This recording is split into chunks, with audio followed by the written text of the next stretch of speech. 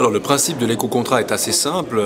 Éco-contrat est composé de deux termes. Éco, qui indique une préoccupation dans le domaine environnemental, dans le domaine de l'écologie. C'est le souci de trois objectifs, très simples à résumer. Le premier objectif, c'est de limiter au maximum la production de déchets à la source. Les meilleurs déchets sont ceux qu'on ne produit pas.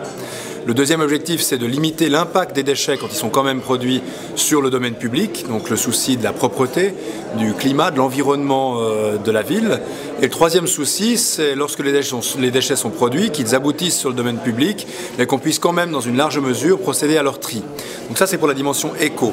Et puis contrat, le terme est assez simple. C'est l'idée, finalement, que en matière d'environnement, en matière de propreté, on doit développer des partenariats. On n'arrivera pas tout seul, nous les collectivités publiques en charge de la voirie, à des objectifs satisfaisants si on ne travaille pas avec celles et ceux, que ce soit des privés mais aussi et surtout des entreprises, qui font tourner la boutique, qui génèrent l'activité d'une ville.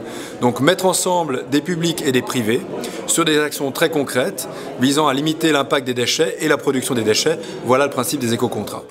On peut citer deux exemples qui illustrent bien et le processus et le résultat.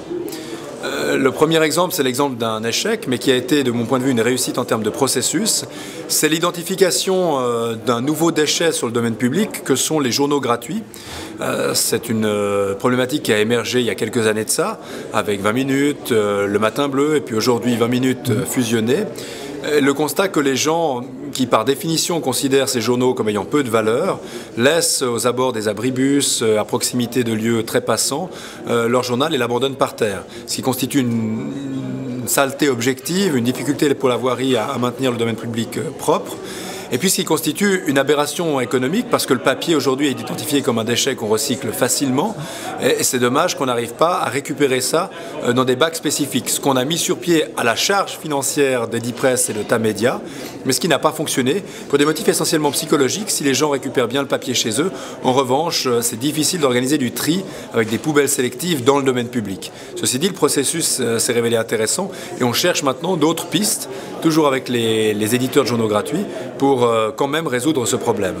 A l'inverse, un exemple de processus qui a été extrêmement rapide, mais de résultats éclatants, c'est l'éco-contrat qu'on a signé avec la Migros, qui consistait à identifier une problématique là aussi très concrète pour la voirie, qui est l'arrivée sur le domaine public de sacs, ces fameux sacs en plastique qu'on appelle les shoppers, distribués à l'époque gratuitement et à tout va en bout de caisse, qui constituent parfois des mini-poubelles pour des gens, qui, lorsqu'ils sont vides et aboutissent sur le domaine public, filent dans les arbres, dans l'eau, se révèlent extrêmement polluants, et puis ne procèdent pas de l'idée qu'on peut réutiliser un récipient.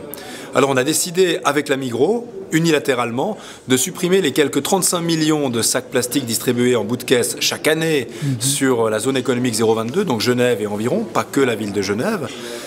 Cette décision a été un peu difficile pour les caissières au début, qui étaient fortement sollicitées. Puis les gens s'y sont faits.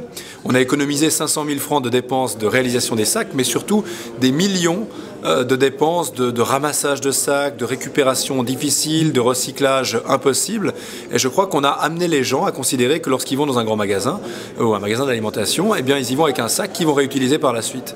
Donc voilà deux bons exemples où on arrive à lutter contre la saleté pour la propreté et de façon intelligente pour le développement durable avec la limitation des déchets.